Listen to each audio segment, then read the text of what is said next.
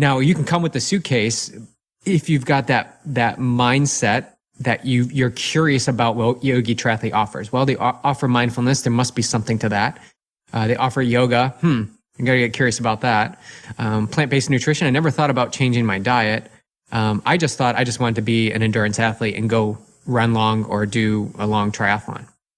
So if they've created a business that's bringing all of this together, there's got to be something to it. And so that curiosity is what is the thread I'm looking for. Also, athletes that are like, they're frustrated. You know, they're at the boiling point of frustration with where they are at in their training and where they are at in their life. And so this is quickly a conversation we can have about, is this something you really want to do? Is running something you want to do? Is triathlon something you want to do? Is moving the body something you want to do? It is? Okay, well, that's great. Then I think that we can work together. It's questioning your beliefs and your habits and your patterns that have gotten you this far. And there's an uncomfortable, swirly sensation inside that says, there's got to be another way. This doesn't quite feel right. I've done this, and this, and for years, and it just doesn't feel right. So maybe I need to open my mind or crack that window open a bit and just see what all of this mindfulness and yoga and plant-based nutrition and endurance training is all about. Because it seems like the people that work with Yogi Triathlete are drinking the Kool-Aid and smiling and living a more joyful life and changing sports quite often, from, road running to trail running, from triathlon to running to, strength and mobility to just yoga and meditation. Like it's really a powerful place to meet the athlete where they're at and have a conversation about where they want to go, like really where they want to go.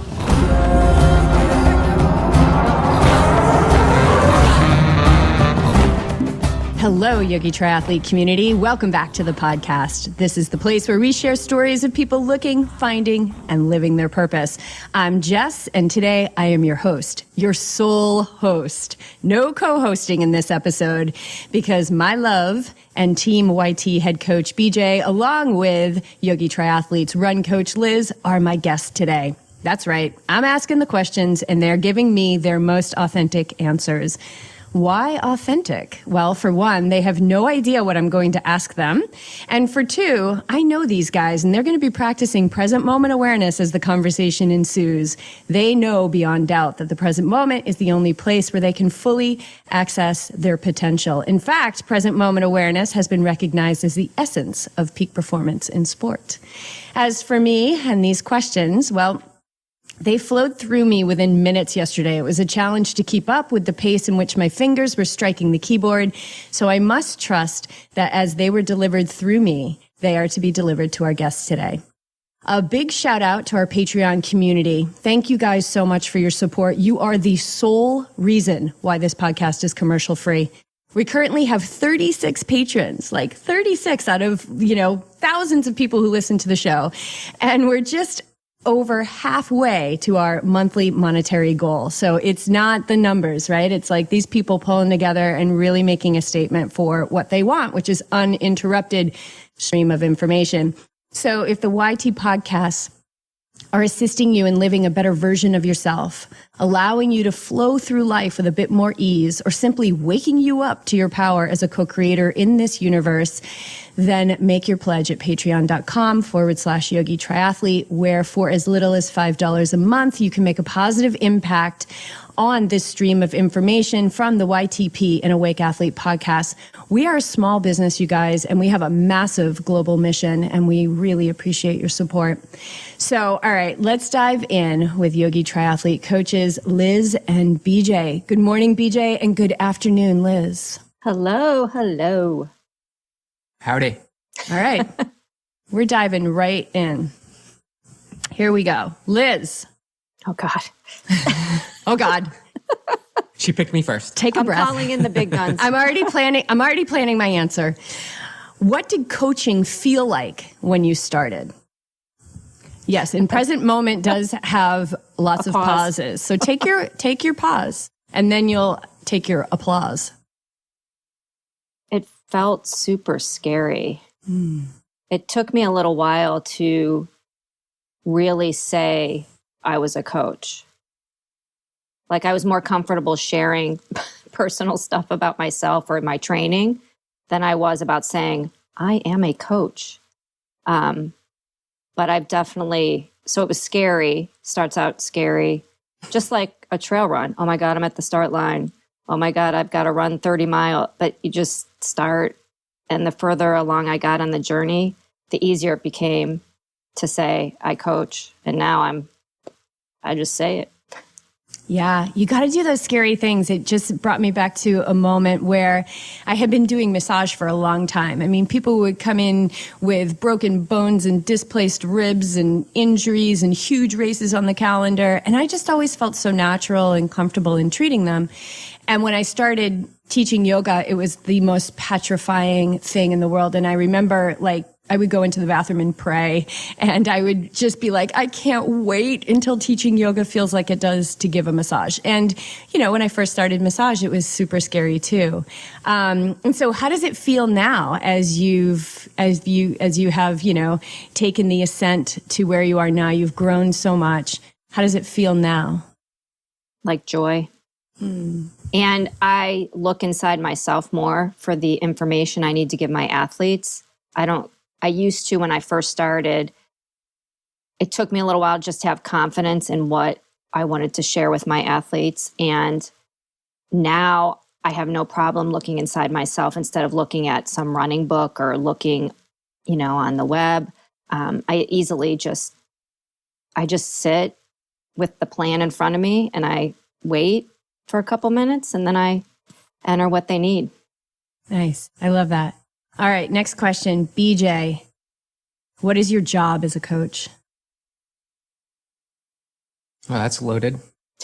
Well, get used to it because I got a whole bunch of questions that are loaded with love. What is my job as a coach? Well, as a coach, my responsibility, I guess you could transform it into, would be to provide a safe environment for athletes to pursue their goal. It's as simple as that. And to be that voice of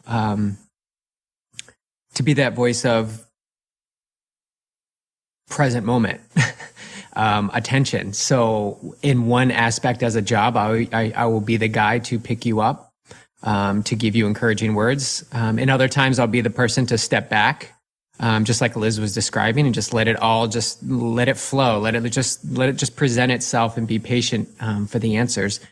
And then other times it's literally to show up. Like, what is my responsibility? It's to be available to all our athletes, when they need, when they're calling out and looking for assistance. And that comes in many forms. You know, the most visual one is a comment in Training Peaks or an email or a phone call or a text.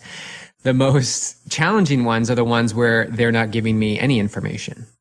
And as a coach, my job is to interpret what they're not telling me by what I'm seeing through the plan and what I'm seeing through patterns and habits that they've formed, and be able to check my agenda at the door and simply what is in the best interest of the athlete for this at this point in time, because it's a fluid process.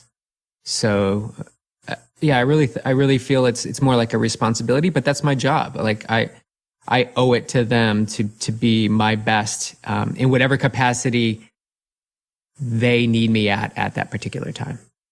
Nice. Good answers so far, you guys. You're scoring very well. Okay, here we go. Who's winning? It's 1-1. I mean, I'm winning because I get to host the show. So, all right, Liz, did you ever go on an obsessive search for the right shoe?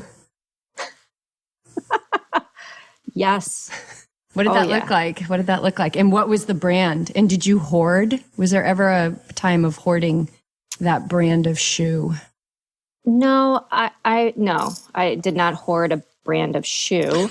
However, I did go outside myself to look for the shoe that was just going to make me run so amazingly and make it so easy. And I went from Saucony to New Balance to Brooks to Asics to Brooks. all over the place. I currently wear Hokas. I just love Hokas. They work well for my, I got to a point where it's not the shoe. I just got to do the work and show up. So yeah, I did. Look, it was comical. And actually some of them are still in the closet downstairs. I need to donate. But however, what I did is for the kids last year when we could still be in school coaching normally, it was, I put all of them in a bag and they're sitting in Coach Ben's office at the school. So, because kids will show up and be like, I forgot my shoes. Or some of them just need to try different shoes or the shoes they're wearing are about, so they go into the bag. So they get a second life. All right. I like that. I think we've all been guilty of that. All right, Liz, I'm going to stay with you for the moment. You talk a lot about staying in your own lane. What does that mean to stay in your own lane? Well, that's a great question because that's something I've been practicing for a while now, and I'm tested on it every day with life, with running, with coaching. Staying in my own lane means allowing the people you care about, and I care about the people I coach, so my coaching clients, my family, to not get in the way of their learning on their journey here. Perfect. I think that's so simple, and there's so much in there. If I may take a little bit of meaning out of it, let me know if I'm wrong. Like, you're not here to save them. And Exactly. in fact, sometimes you've got to watch them run off the cliff. Yes. And trust that the cliff is not too high. Exactly. And that's something it took me many years to learn. And now it's amazing, though, what a gift that is to the people around me and to myself. It takes a lot of energy to get in other people's lanes. Yeah. And I don't think you can realize what an energy suck that is until you get back into your own lane. Absolutely. Absolutely. It was a huge energy suck. I feel more energized now than I have in the last year combined, just from practicing that. Oh, I like that. BJ, I think this is a nice flow from Liz's question, because I think there is a part of this, if not a huge part of this, in staying in your own lane. What does it feel like to let go? I think it feels awful at first. It feels horrific. Like you let go of the rope that's holding you up from falling down this cliff, and you let it go, and it's terrifying and fearful and yucky, and it doesn't feel good.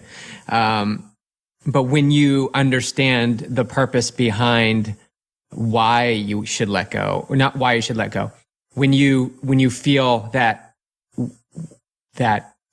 merge of letting go and the merging of the power you attain from not relying on something outside of you to dictate how you react, act, move forward.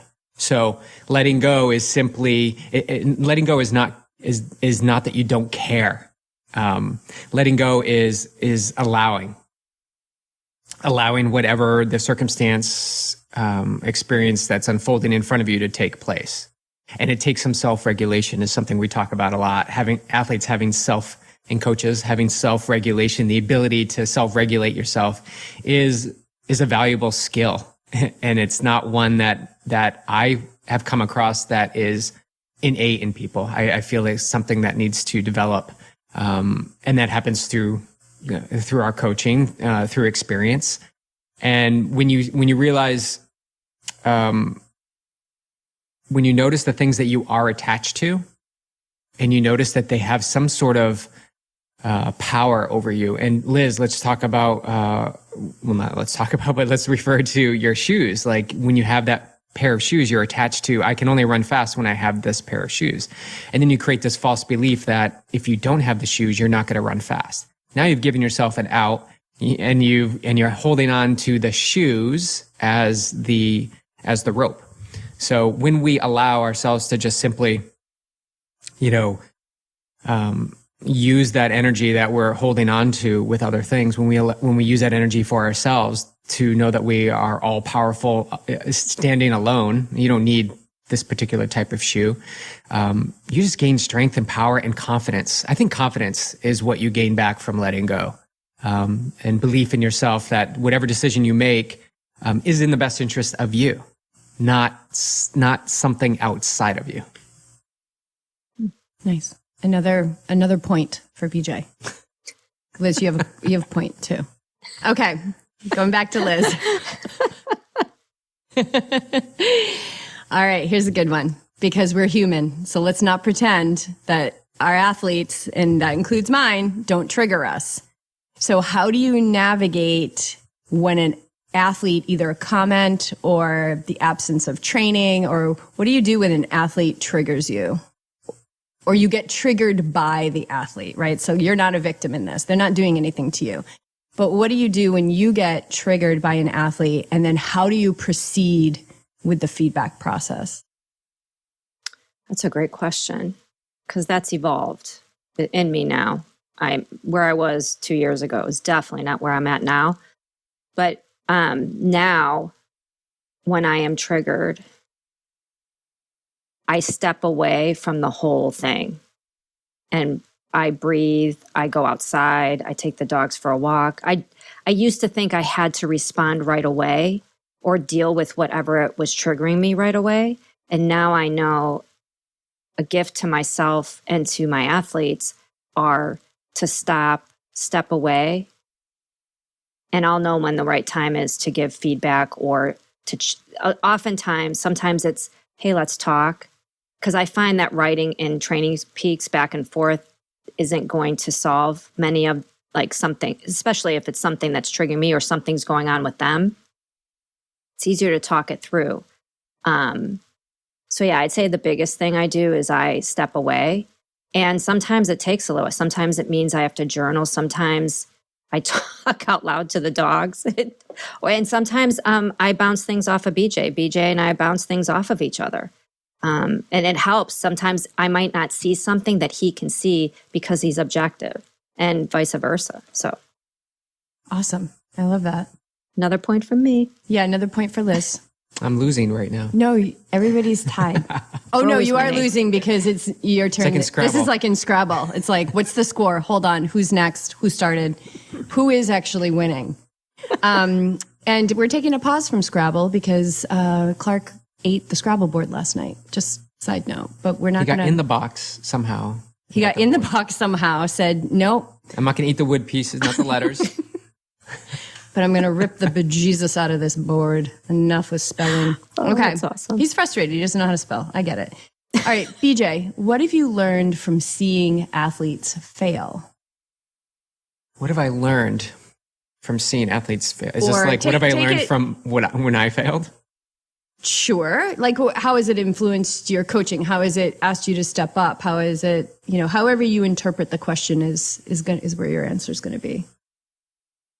Yeah, well, let me backtrack. One of my greatest fears in coaching was to see an athlete fail, because I took on the ownership that they're failing because of me, because of my coaching, or because of who I am as a person. I didn't have the right tools, certifications, yada, yada, yada. The list goes on, right? Unworthiness. We can stack up a whole list of things I'm not supposed to be good at based on the information that's on paper. But what it showed me is that it's over time. It's not about me. It's not about myself. I don't need to internalize this and say that because of their failure, 100% of that is because of the way that I worked with them through the process. So coming to that understanding is wow, what a relief, what a energy suck that was, but also that stress and pressure you put on yourself to be perfect. And as coaches, and I'll speak in general, is we have this responsibility, like I talked about, to coach these individuals or teams to be their best. And how they do that is there's not one perfect way. There's no textbook certification person you're going to have a conversation with that is going to give you the perfect recipe for the athletes that you're coaching. Those things are important, and pulling pieces and threads from different coaches and books and podcasts and mentors is important. And then you create your own formula, your own stew, I like to call it. So when athletes fail now, and fail is such a strong word, learning is what we like to use in yoga. Like, I'm learning to fall with ease. I'm learning to fall with ease and come back into alignment. So now when I see athletes not fulfill their goal, if they start to go down that avenue of beating themselves up, I have the objective view to pull them out of that and say, this is just one blip in your journey. This is just one attempt that you made to achieve the goal. And there's going to be many attempts and many growth spurts along the way. Let's call them growth spurts. So these growth spurts are going to keep happening. You're going to come up with many goals over your lifetime in sport and in life, and you're going to hit some of them, and some of them you're going to miss really badly. But you're always going to pull away some sort of lesson or learning from it that you can apply to the next adventure you're on. And it's always being receptive to what is being presented in front of you and not getting attached so much to the failed attempt. And I can speak to, when I failed that Ironman in 2010, and I just walked away from the sport. It was like everything and anything about my life was this Ironman that I put all this into, and I DNF'd. And it took 2 years till I returned to the sport with a refreshed, renewed perspective that it's just not about this one race, this one thing. It's about so much more. And so when I see athletes fail like that, it's in pulling them out of that as quickly as possible. Let them have their 24 or 48 hours of like feeling like this is the worst thing in the world. But then we need to take that information, and now how can we move it into a plan that's going to build you up to be stronger and more aware of that there are many goals along the way, and that you are going to achieve some and not achieve all. It's not an all or nothing thing. It's a little bit every day over a long period of time. All right, Liz. To me, in my mind, you epitomize Yogi Triathlete, the philosophies, the mission, the foundations. And so what is all of how have you, through the filter of your own mind, what is it about Yogi Triathlete that has, that you have allowed to influence your coaching, to evolve your coaching? What is it about the Yogi Triathlete philosophies that you have incorporated into your coaching that maybe before you knew of Yogi Triathlete, you didn't have those things? I would say the biggest one is meditation. Meditation, training the mind, whatever you want to call it. When you come down to it, it's meditation. And it's at some point you need to sit still. That's where the biggest growth happens. I always tell my athletes, it's not in running the miles. It's more than that. It's because running is just something you do. It's not who you are. I would say that's the biggest thing for me. And just working with Yogi Triathlete, meeting you guys, is I used to be so attached to these things as they were who I am. And now I know that they're not. And it's so relieving, and relaxing and energizing to know that these are just things I do. It's not the end of me, like when I DNF a race. And wanting to create a better world. And I'd have to say that going in, it's about going in because your outer world reflects your inner world. So the more you go in and really get in touch with what you want for you and who you are, the more your outer world will reflect that. And how could I not want to share that with everybody I possibly could? Yeah, love that. 10 points for Liz. 10 points for Liz. I don't think I've ever shared this before. I mean, I've told the story of the instant when Yogi Triathlete was born. I was in a yoga pose in our townhome in Boulder, which I estimate was probably 2002, 2003. And meditation and training the mind was the furthest thing from my mind when Yogi Triathlete was born.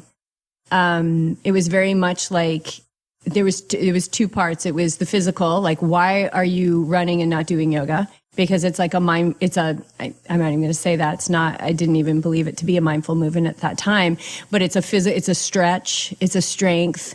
And then also there was this unknown piece of like Ironman and yoga brought me to the same place and from very different places. And so that ended up being that internal journey that you get in endurance sports, whether you're running a 50 or 50K or 100 or doing an Ironman or whatever it is that you're doing, that it is that meditation then became the tool to go in to get to that place without having to go 140 miles. Absolutely.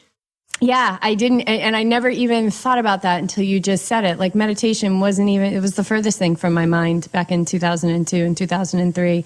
And it wasn't until 2010, although I had dabbled and endured meditation time and again, it wasn't in 2010 that I started working with a teacher and I was all in. That's really interesting. But I think that's how powerful of a tool that it is. You start unearthing what yoga really is. And it's this, it's a journey of self-study and who are you? And then you understand everything about the mirroring effect and that the outer world reflects you. And yeah, exactly, Liz. Like, why would you not want to share that with everyone you know?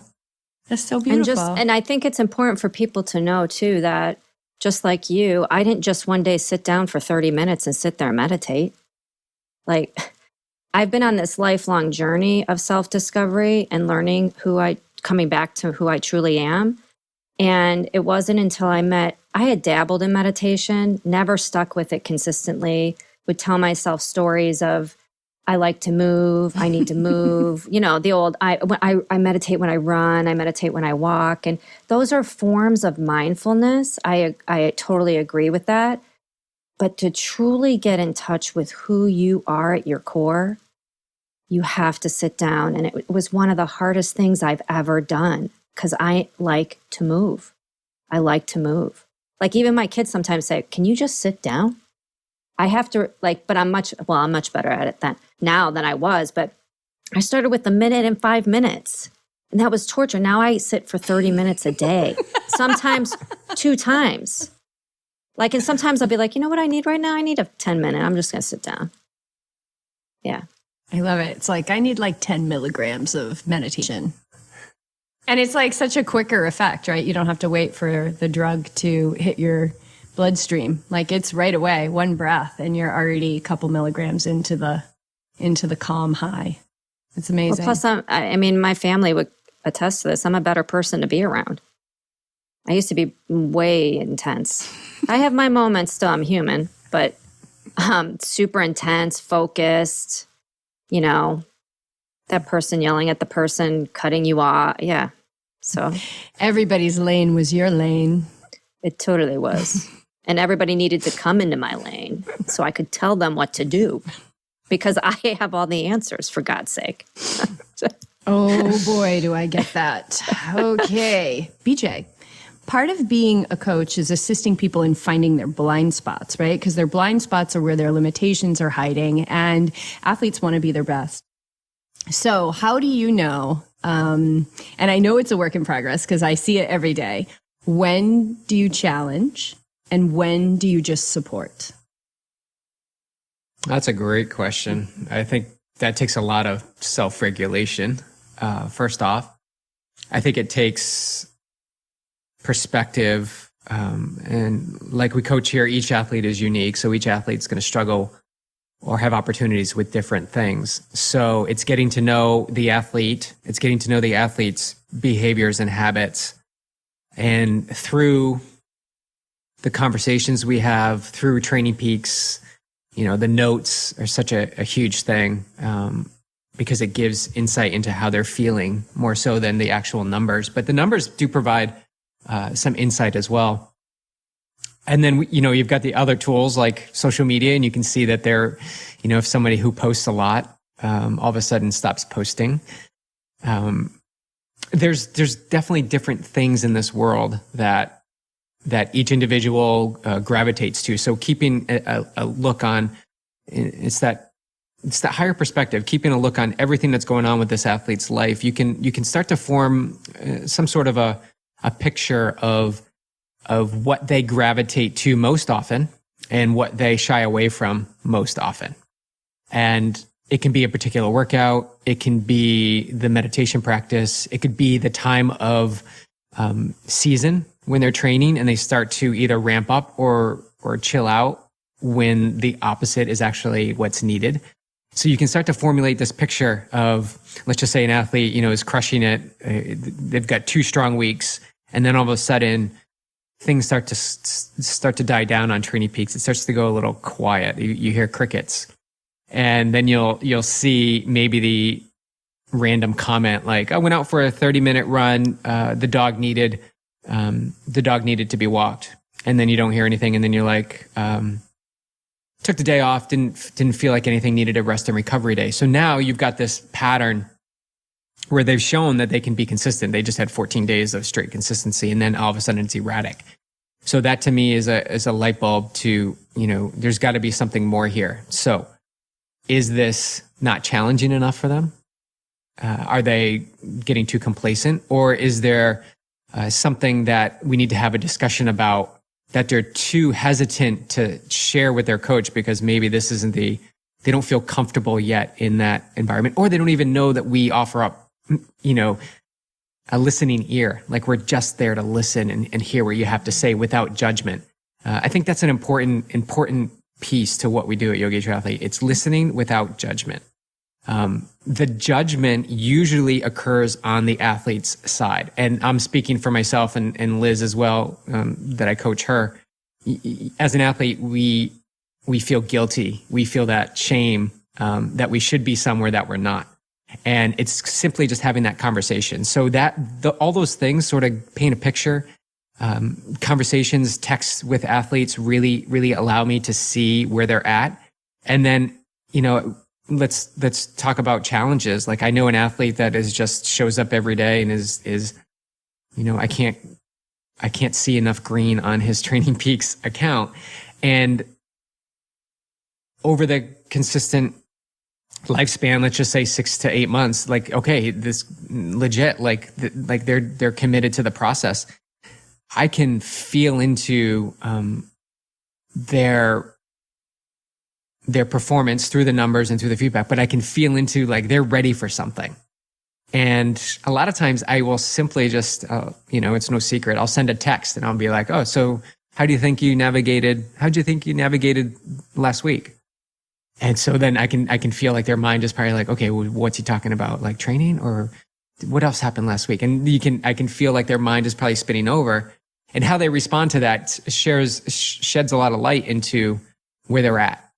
If you get a detailed text or a detailed answer, that they want to talk, that they've got something to share. If you see some quick answers, some short hits, I think it's time to back off. Now's not the time to nudge and push and enforce your agenda. It's a time to back off. And even backing off means putting in Training Peaks, clear it out, meditate, and do something you love for 15 minutes. And then they do that. Great. Next day, do something you love for 30 minutes. Okay. Now we're building some momentum. Now let's put in a run with some strides. So, and we never even had a conversation with that athlete. It's just feeling the vibration. And I think what Liz is talking about with meditation is when you get aligned in that intuitive voice with yourself, you feel the energy of others more. You feel that energy. You have a stronger, compelling, you can feel that vibration. So your family, I'm sure you can feel when your family is starting to feel unrest or stressed or unhappy or joyful. You can start to feel these things without them talking about it. And I think that self-reflection time as a coach, oh God, it's so valuable to not only yourself, but more so for the athletes around you. It's allowing that space to be with, to be with you, because that you got to take care of yourself first, right? What's that analogy on the airplane? Like you put a face mask, that oxygen mask on yourself. Mask. Yeah, on yourself versus your kid, or the kid, I guess, next to you. Any kid. Put it on yourself first, then the kid. But it's take care of yourself first. And then that ability to take care of yourself is going to translate to the athletes, knowing that they have trust and faith in you, and that they do have permission to maybe take care of themselves in a manner that is in alignment with what you perceive them, or where you perceive them to be. That was a long answer, I guess. What do you think? It was a good one. 20 points? I think you got 5 points. What? Woohoo! Yeah, I think Go that's good. BJ. You should celebrate that. I was laughing when you were saying some of the stuff because I've been one of those athletes of BJ's like, how'd it go? Good. And then I'm like, what's good? And then it's like, Yeah. And then it's like silence. yeah. So then it's like, back off. Then he shows me the phone and goes, what do I do with this? Just love her. Open your heart and just love her. So I feel that's like letting go of that Yes. stuff is like so much more powerful for the relationship down the road. Well, and I think what's funny is just that to add on a little bit is we're not here to parent our athletes or be disappointed. Like the judgment is so important. We're not here to judge. We want to see you reach your fullest potential. And sometimes that means us stepping back. And sometimes it means I'm going to ask the hard question. We can read between the words, guys. We feel it, like with what you say, what you don't say, what's going on Training Peaks, what's not. And it's not that the first day there's nothing, we jump all over. No, we kind of step back and just see. But we're here to guide. We really are. And it helps that you guys both have crystal balls. We do. I do. Like I have many of them. Yeah. Okay. Moving on. Wouldn't that be cool? Crystal balls. I've got one. I know. Okay. And all I see is my big fat face in it, staring right back at me. Okay. So I think that's a good segue into this question for you, Liz. So an athlete has a goal, right? Yep. Fired up, got the goal. Signs up with you as a coach, as their coach. Yeah. Like, oh, now I got the goal. Now I got the coach. What's the ideal way that this athlete works with you? What is this like kind of pie in the sky, allows you to be your fullest potential as a coach, allows them to be at their fullest potential as an athlete? What does that day-to-day look like? Well, that's a good question. Well, if I've had the conversations leading up to them wanting to work with me, they know how I work and how the day-to-day will look like. But a day in the life of being coached by Liz is you have a goal. There's something in Training Peaks for you to do that day. And usually I give more than just go run, There's either meditation if you're open to it, or there's also, some glute work and then they do the work. But then I've had situations where they have a goal and, well, when am I doing a workout? Where's the workout? When am I doing my 20 miler? Like, shouldn't I be doing a 20 miler? Shouldn't I, And that's when the real coaching is outside of the plan. It's outside of the plan. So a day in the life of working with Liz means that I'm there for you every step of the way. And I'm going to support you in your goal. But you have to trust that I know where you are in this journey to help you get there. And what I'm putting in your plan today is what you need. Because if we don't have the trust, it's not going to work going forward. And I'm there, I use Voxer a lot. If anybody knows the app Voxer, I'm communicating with my athletes most days just saying, hey, checking in. If you need anything, let me know. And sometimes we're setting up phone calls. I see something didn't get done on the plan for a couple days. How's this going? We check in on the goal. Sometimes goals change. Sometimes they think they wanted a goal and this is what they wanted, but maybe they don't. And it's okay. But it's also asking the heart, is there fear involved here that you don't want the goal? The work's a little hard. It's different than what you thought. So I'm not sure if I'm answering that, but yeah. So the ideal way of working with you is to follow the plan, communicate, do the work for the sake of the work, and don't worry about that 20-miler. When you earn the right, you will do that. I love BJ says that like all the time. Yeah. You got to earn the right. Earn the right. You got to earn the right to do 16 hill repeats. You got to earn the right to do 50 50s in the pool. You got to earn the right, and you earn the. How do you earn the right, Beach? You do the work consistently that we're giving all the time. And I took that from Jerry Rodriguez when he was on our podcast. I feel very strongly about that. The swim coach at Tower 26, just earning the right to do workouts that we all see the professionals doing, because everybody sees that on social media and they feel obligated that this is where they need to go. And again, back to the unique individual. Where are you at? And from this perspective, I don't see you running 20 miles right now. I just see a lot of sensation and injury opportunity when you would go and do that. Let's just say. So I would say let's go and do like 10 miles.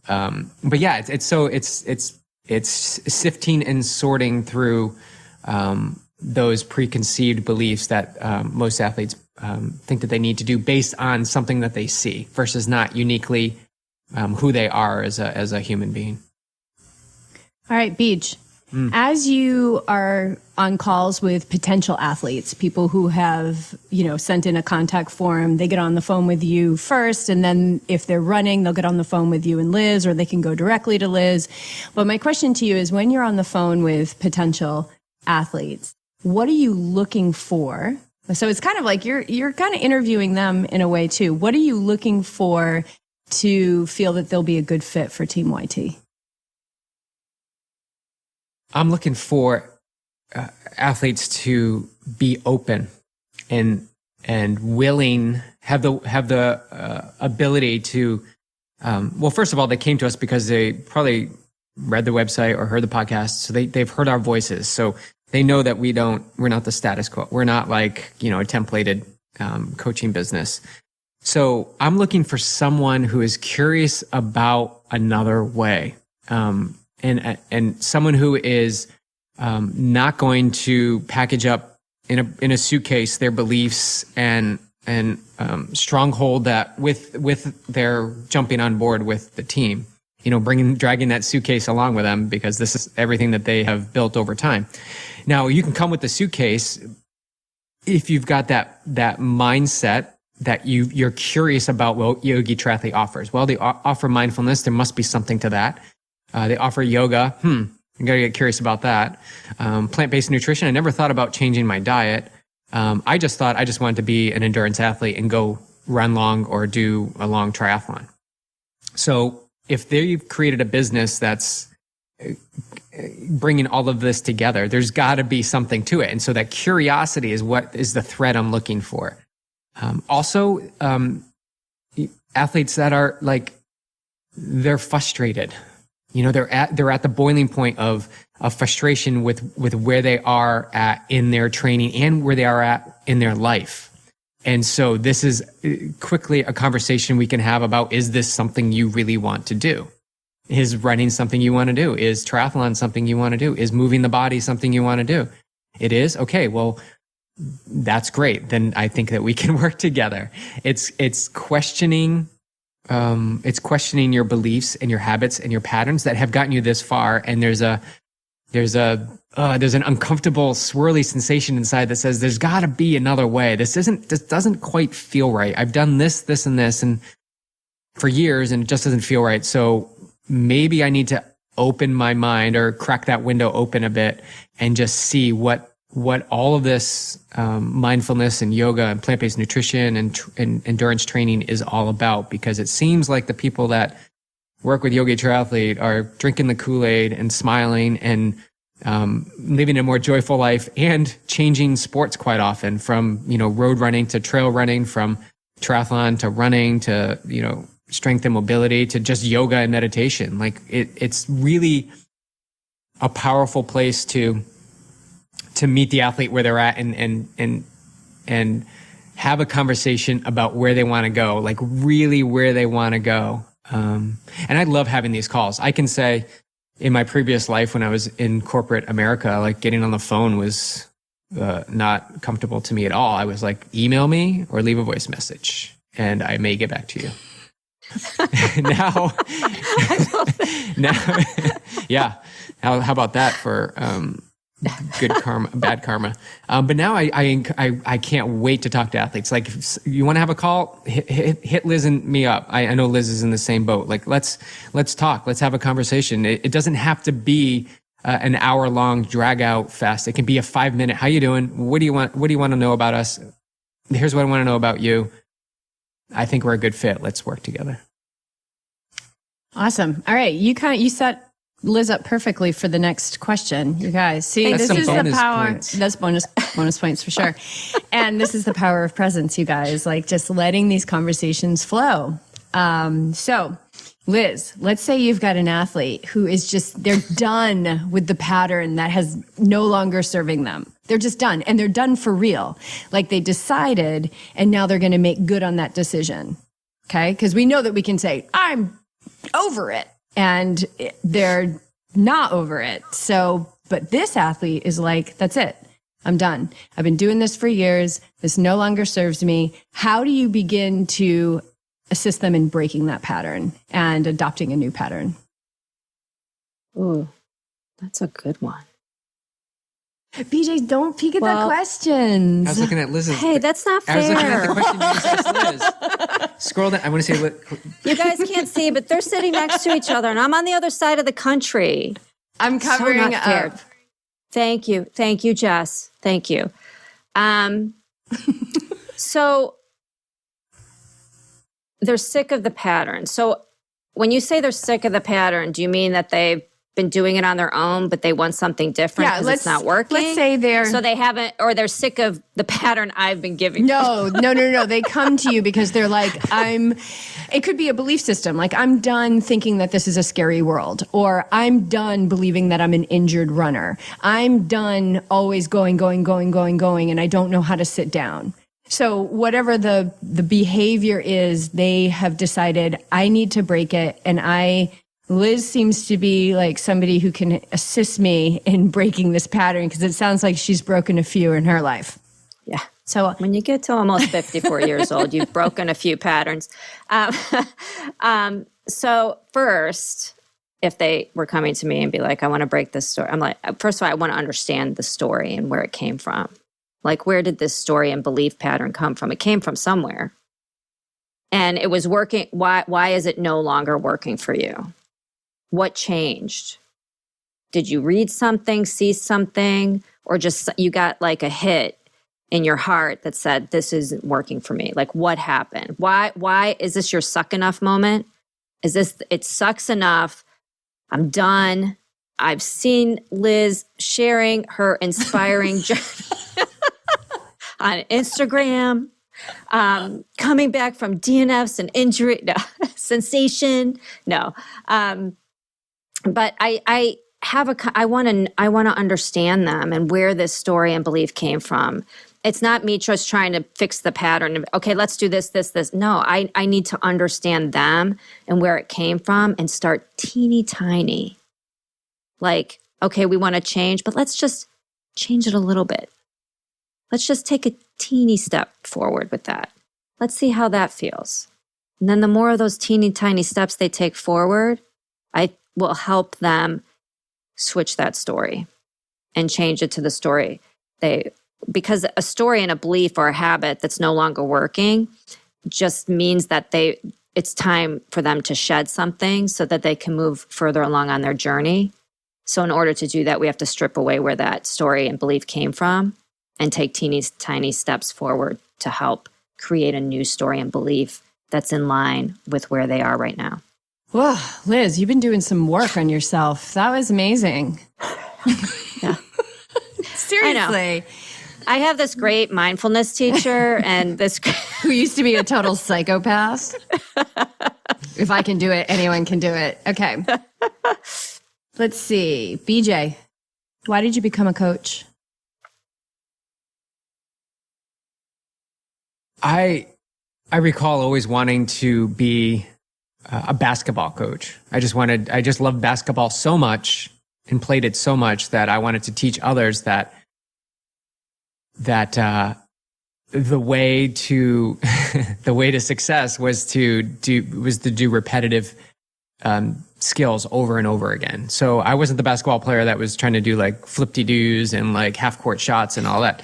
I was the athlete that would go and take 100 shots from the top of the key side to side, like over and over and over and over and over, because those skills that you build through repetition, the base skills, will allow you to do the creative stuff later on. So I wanted to be a basketball coach. And then once I stopped playing basketball because of triathlon, I loved it so much. Plus I was getting injured nonstop playing basketball. I love triathlon so much. And then in 2014, I had that opportunity in the body, and it took me out of the sport that I was attached to. And I realized I was extremely attached to it. And so I wanted to still find a way that I could be involved in helping others achieve something in sport and in running. And that's when I remember it so clearly. I offered up 2 free coaching spots, free. I'll take on 2 people free. One was your cousin, and one was Michael Valentine, who reached out and wanted to do triathlon coaching. So I had your cousin who was doing, I think, sprint triathlons, and he was doing, I think, an Olympic distance. Anyway, I took on 2 free coaching clients because I just wanted to share the workouts that I would do and the knowledge that I had over, 12 years, I think, at that point, and allow others to benefit from it, because I was down and out. I couldn't run, I couldn't walk, I couldn't swim. I really couldn't do anything. So I did go down that avenue of, sadness and victim mentality of, why this happened to me. And I was able to switch that around through meditation and through a mindfulness practice to see what could I do. And it's so funny because I'm actually in that spot right now where I'm like, what can I do? I made a list the other day of like 30 or 40 things of what can I do versus focus on what I can't do. So as I became a coach, that opportunity with those 2 athletes really just jump-started everything. And so as I was working a corporate job, I started to coach more athletes on the side, and then shed the corporate job. And now this is my full-time gig. Yeah. And then another thing with the birth of YogiTriathlete, having a team, that was never, it was just something. It was something. I knew it was something. I didn't know what it was, but it was a seed and it got planted in that moment. And then it's just amazing. And when I look at you, Liz, and connecting with you years ago on Instagram, and I remember when we got the message on Instagram, we were putting out that we were having a plant-based nutrition workshop at Rhode Island Power Yoga, and you were just like, yay, I can come to this one. And I was like, oh my gosh, we're going to meet her. And then we're going to meet running on Venti. We're going to meet running on Venti. Yeah, running on Venti. Who doesn't want to meet running on Venti? Seriously, who doesn't want to coach with running on Venti? My God, certainly not a coffee lover. And it was like that day when we met you, it was like a missing piece to YogiTriathlete, like came in. And so, we hope that you're with us forever. And that's our selfish desire. But I want to ask you, like pie in the sky, what does your future look like with Team YogiTriathlete as a coach? Pie in the sky. Dream big. Pie in the sky. Yeah. I see people lining up to work with me and YogiTriathlete. Like, we're all in this together. I could easily do coaching on my own. Like, and my ego sometimes will come in, like, because it's an ego and I'm human, and be like, Liz, come over to this side. But why not work together? There's enough for everybody. Like, I feel at home. like working with Yogi Triathlete, working with you guys, knowing you guys, doing what we do, being a part of it. I can't imagine being anywhere else, to be honest. And to be able to somehow create a better world through what we're doing, my pie in the sky would be to help as many people as possible get to know who they truly are in this world right now and on their journey before I die, before I shed this body. BJ, what is the future of Team Yogi Triathlete? What is your grand vision? Grand vision is to have multiple coaches, locations, training camps, professional level athletes, amateur athletes, and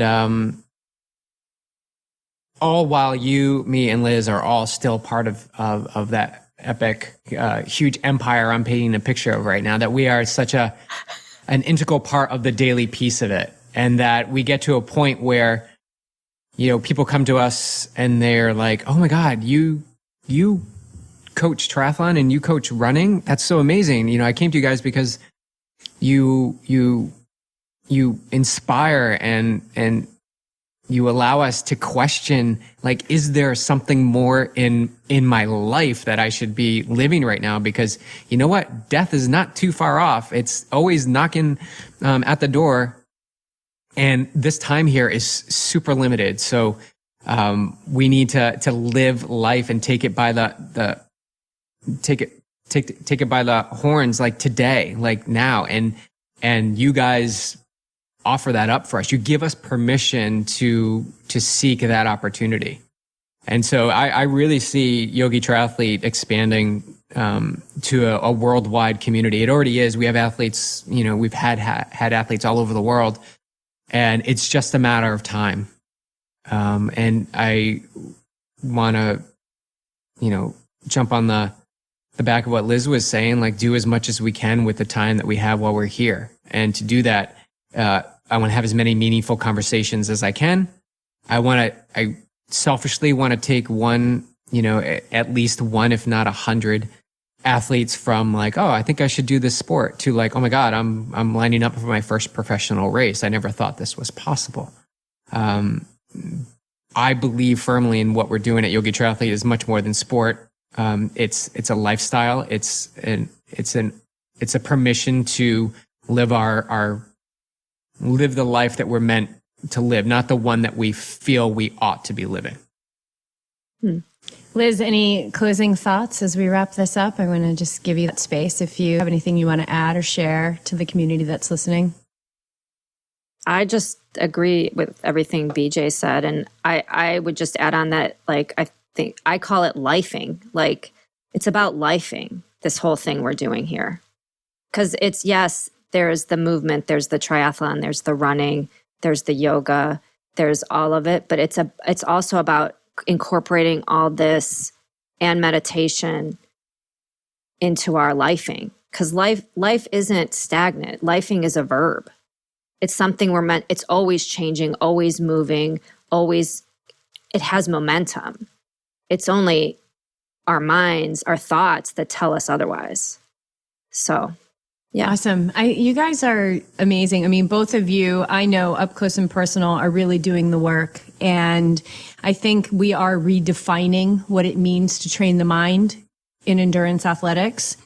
And there may be some people doing what we're doing out there, but as a community, Yogi Triathlete community, no one is doing what we're doing. And it's been a charge off the front from the beginning.